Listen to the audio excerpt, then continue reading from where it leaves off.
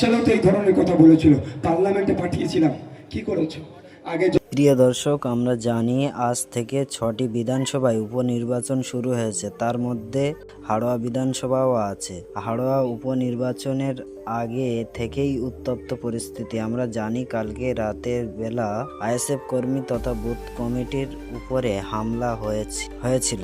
শুধু তাই নয়, আজকে সকাল থেকে হাড়োয়া বিধানসভা উত্তপ্ত পরিস্থিতি এবং লোক এনে ভোট লুট করার চেষ্টা ও পরিকল্পনা চালাচ্ছে তৃণমূল কংগ্রেসের নেতারা।